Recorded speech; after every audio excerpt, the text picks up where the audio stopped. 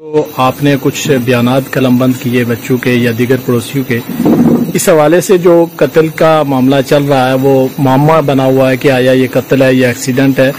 تو اس حوالے سے کیا اب تک پولیس نے تفتیش کی ہے؟ چونکہ 302 کی FIR بھی ہو چکی ہے، تو اس حوالے سے کیا کہنا چاہیں گے آپ؟ بسم اللہ الرحمن الرحیم۔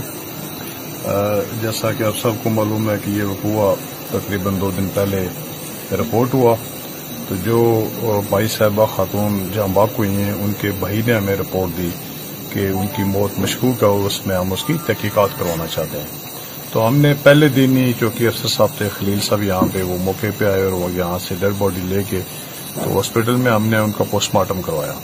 کاز آف ڈیتھ معلوم کرنے کے لیے۔ پوسٹ مارٹم رپورٹ ابھی تک تو ہمیں معلوم نہ ہو سکی، ابھی مل نہیں سکی ہے۔ اور اس کے بعد جب جو خاتون ہیں ان کے جو بیٹے ہیں نثار، وہ بیرون ملک تھے قطر، وہ واپس آئے تو انہوں نے آ کے درخواست دی جس میں انہوں نے اپنی مسز کو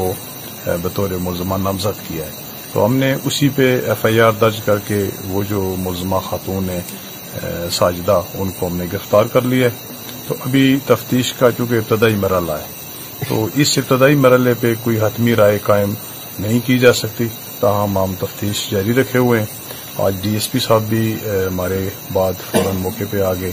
انہوں نے بھی ملاحظہ موقع کیا ہے، لوگوں سے بھی پوچھا ہے، چھوٹے بچوں سے بھی ہم نے تفتیش کی ہے۔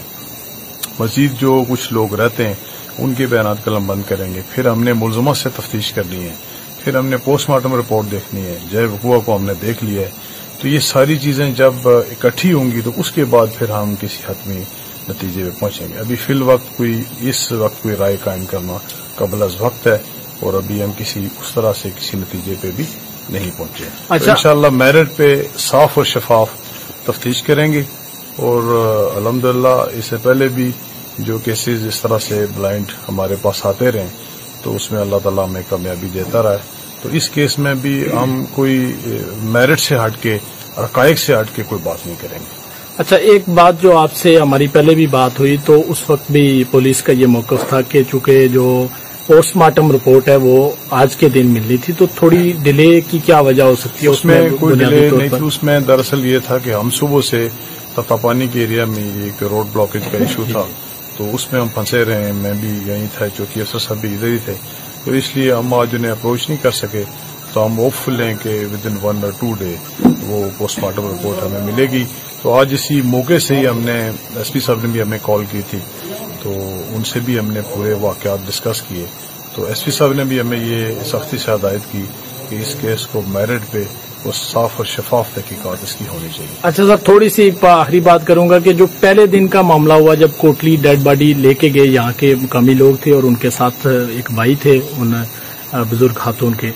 تو وہاں پہ معاملہ کیا پیش آیا؟ یہ FIR درج نہیں کروانا چاہ رہے تھے یا مسئلہ کیا تھا کہ پہلے دن FIR نہیں ہو سکی، اب تیسرے دن جا کے FIR ہوئی؟ اس میں کیا پرابلم پیش آئی؟ آپ نے اچھا سوال کیا ہے۔ تو اس کی بنیادی وجہ یہ تھی کہ اس گھر میں 2 خواتین تھیں، اور ایک جو بہو ہے جو اس وقت ملزمہ ہے اور ایک متوفیہ، تو تیسرا کوئی بندہ اس گھر میں اس طرح سے چشمدید گواہ کے طور پہ موجود نہیں تھا۔